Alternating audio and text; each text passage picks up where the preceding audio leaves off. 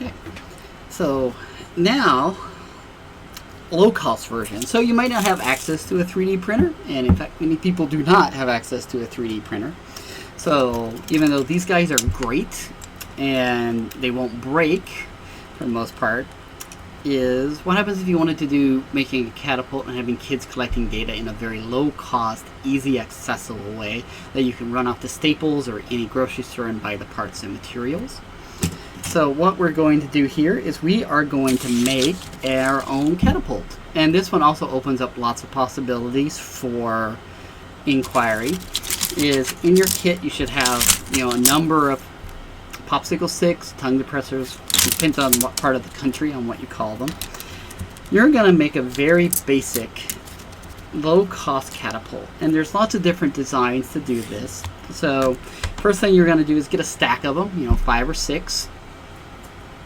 And that's going to be able to enable us to make kind of the thickness or the length of the launcher. And you're going to grab some tape, and you should have a roll of masking tape, but regular Scotch tape works fine for this.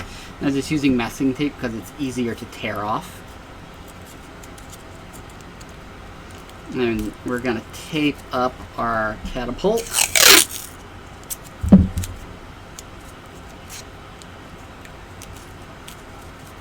Okay, so this one is 6 sticks thick.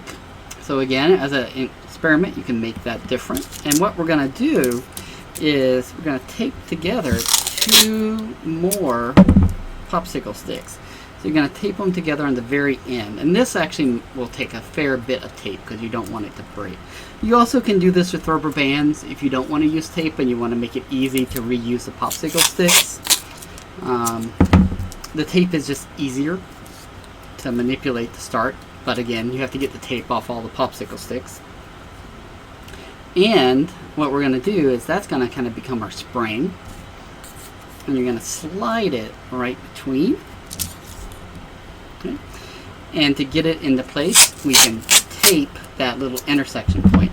So once you get it to a certain point that you want it to be, you just tape it at that cross intersection, and all that's doing is keeping it from sliding around. So that's our base of our little catapult, and here you can launch bigger things, but it's useful to have a little bit of a holding pad, right? Because on our 3D printed one we had a little holder for our gummy.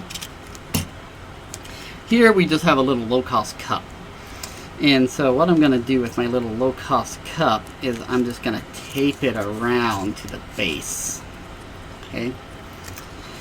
And try to leave a little bit of a lip on the back side so that you can use that to pull down to do your launching. Okay? Right.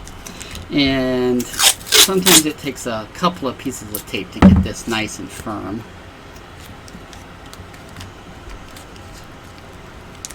Okay, just tape it around. So now I've got my little launcher.